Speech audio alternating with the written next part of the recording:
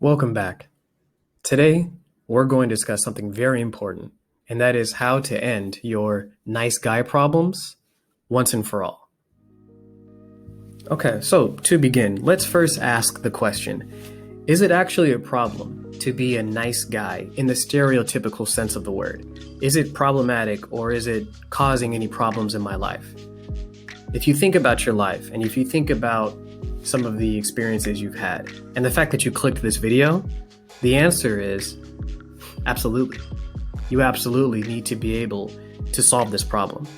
Being too nice of a guy too often is actually the instrument of your destruction, but you might not know it. In your adulthood, if you find yourself routinely getting what feels like disrespect, or just simply not getting what you want in a situation, or just walking around from situation to situation with lingering amounts of frustration, lingering amounts of feeling misunderstood, then yes, these are signs that you might be too nice. So here's how to fix it. So let's think about ways in which you'll typically try to solve this problem. If you're too nice of a person, the solution seems like it's, well, just be less nice to people. Right? Maybe be a little short with people, or maybe even be rude if you have to be to people. The problem is, this isn't the way to go. And the reason why is because number one, it might be a little bit unnatural because you're consciously trying to be someone who you might not be. And number two, it might not be appropriate. So you're going to have to find a way to both be authentic, but calibrated to the situations that you're in. When it comes to self-improvement or developing better habits, I believe the easiest way and the most effective way is to keep things simple. And so, the most straightforward and simplest way to stop being a nice guy in the negative sense of the word is to simply focus on ensuring that your needs are met.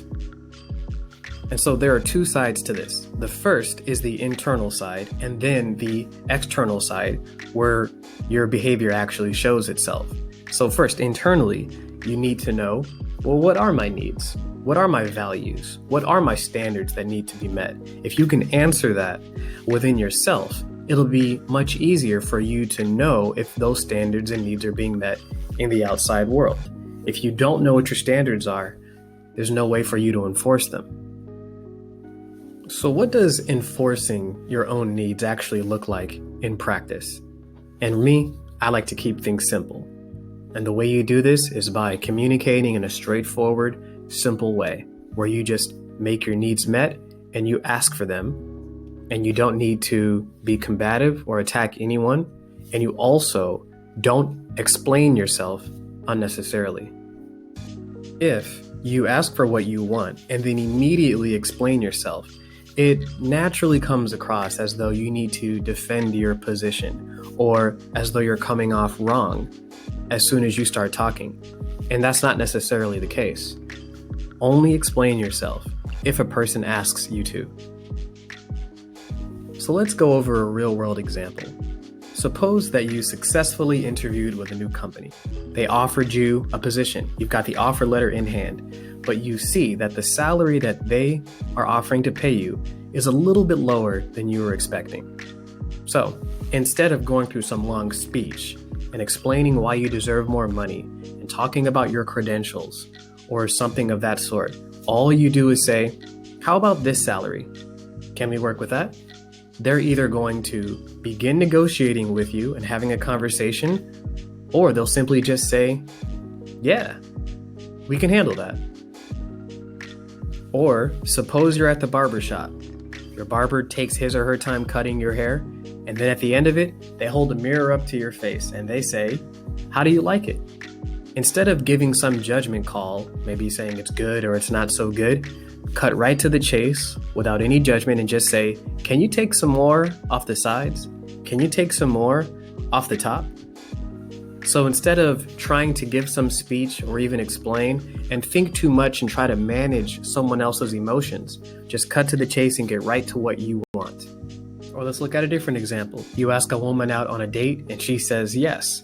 As you're discussing where you want to meet up, She recommends a restaurant that's pretty far from you and not that far from her, or a little bit expensive for a first date.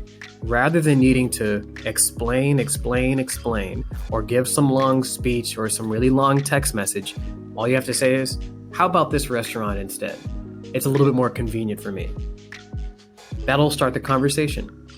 And it'll be either a okay or a no, or something simpler, instead of you going on a date and also developing resentment at the same time before the relationship even starts. So, if you can consistently work on this and turn this into a habit, it's gonna change your life. The reason why is because you'll be developing a sense of self-respect as you have your own internal values. That self-respect is going to translate into respect from others because they're going to constantly know where you stand, and they're going to know that you're being authentic. And the people who stick around and the people in your life are going to be encouraged to meet your needs and to meet your standards.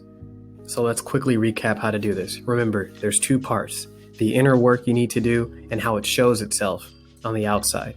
The inner work is remember that your needs are important and think about what your needs, values, and standards are. And then, as you move throughout your situations in life, ask for those needs to be met, but don't explain yourself. Keep your communication simple and straightforward. And you don't have to even worry about managing other people's emotions, and keep your head on an even keel as you do it. If you need to come out of your comfort zone, this is worth the effort, and this is worth the work. And that's it for today's video. Remember, it might be a good thing or even virtuous that you're thoughtful of the needs of others, but what's more important for the quality of your life is ensuring that your needs are being met. Now go out there and be great.